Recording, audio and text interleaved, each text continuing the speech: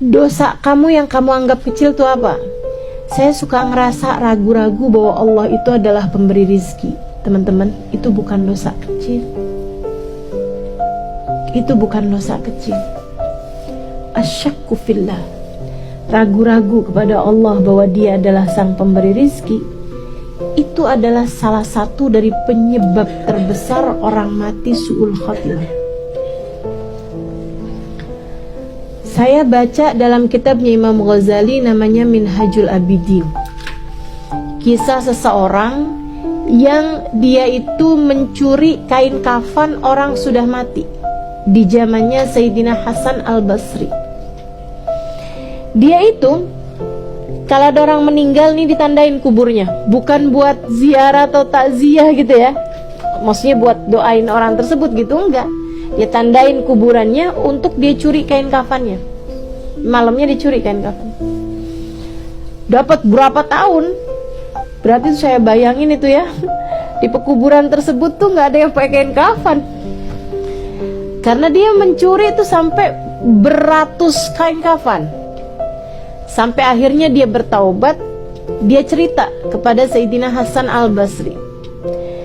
Dia bilang, saya ini dulunya tukang curi kain kafan, dan 300 kubur yang saya bongkar untuk saya curi kain kafannya.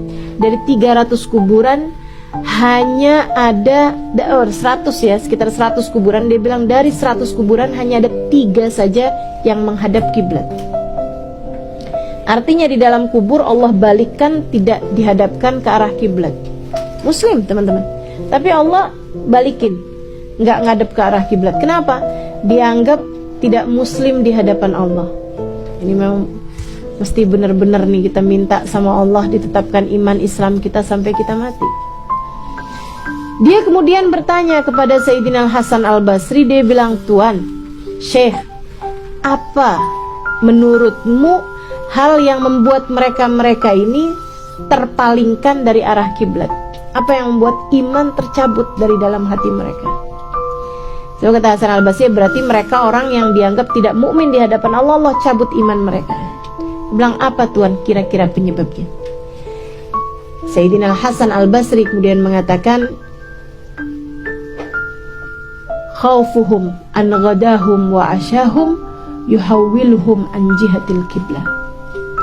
Rasa takut gak bisa makan, itulah hal yang membuat mereka terpalingkan dari arah kiblat. Kalau saya nggak kerja, gimana cara saya bisa hidup? Gimana cara saya bisa makan? Wah, kalau ini saya nggak akan bisa begini. Kalau nggak karena suami saya yang bekerja dan pekerjaannya bagus, bagaimana mungkin kami bisa makan? Anak-anak nanti makan dari mana? Hati-hati teman-teman. Yang ngasih rejeki kepadamu bisa marah padamu. Katanya yang ngasih rejeki, kamu lupa. Bahkan dari saat kamu berada dalam kandungan ibumu, aku tak pernah membiarkanmu kelaparan. Bahkan dari saat kamu belum kuat untuk makan, aku sudah mengalirkan rizki ke dalam dirimu itu. Siapa di antara kita yang ketika berada dalam rahim ibu kita, dokter pas periksa, wah bu, mohon maaf nih bu, anak ibu ini depresi. Depresi kenapa dok?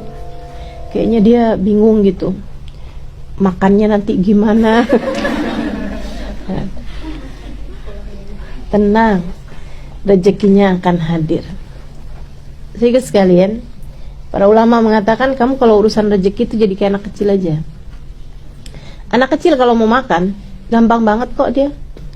Antara dia dikasih makan sama orang tuanya atau orang yang ada di sekelilingnya, itu ya, anak bayi itu.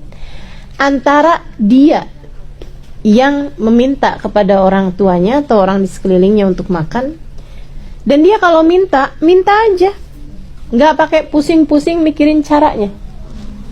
Adakah anak kita nih umur 2 tahun, 3 tahun bilang sama ibunya, Mama saya mau makan nasi goreng, Mama potong-potong bawang, Mama ambil cabe, ambil tomat, begitu kan ya? Mama ulek mah, kemudian mama ambil nasinya udah dimatangin dulu, nggak pakai pusing-pusing mikirin caranya. Kita langsung aja bilang, mama saya mau nasi goreng. Kita nih udah gedean kayak gini, sebenarnya bisa begitu juga. Kenapa kita pusing-pusing mikirin cara? Kalau kamu mau dikasih rezeki sama Allah, minta aja sama Allah. Kamu mau apa? Mintalah kepadanya. Dia akan mengijabah, gak usah kamu ajarin caranya. Ya Allah, jadikanlah saya bisa keterima di perusahaan itu, dan semua orang di sekitar situ senang sama saya, sehingga tidak ada yang dapat mengikut saya dari jabatan saya. Kemudian saya minta juga setiap bulannya itu kayak anak kecil ngajarin sama orang tua caranya bikin nasi goreng. Kenapa serepot itu hidupmu? Kenapa serumit itu hidupmu?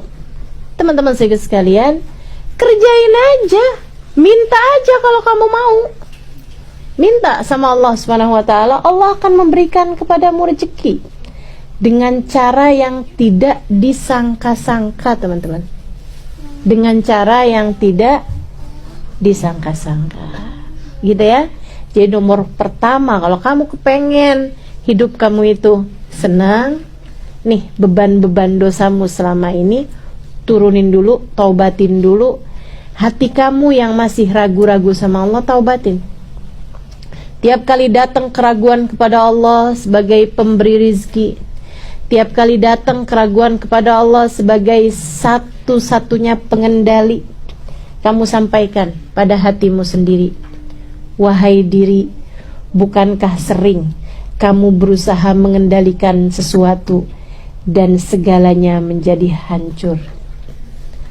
Dan betapa seringnya Allah menunjukkan kepada kita bahwa apapun ketika kita serahkan padanya, semuanya menjadi mudah dan lancar adanya. Bukan begitu? Insya Allah. Dah, pokoknya ragu-ragu sama Allah segala macem dah. Yang jelek-jelek dari kita nih kita taubatin sama Allah Subhanahu wa taala.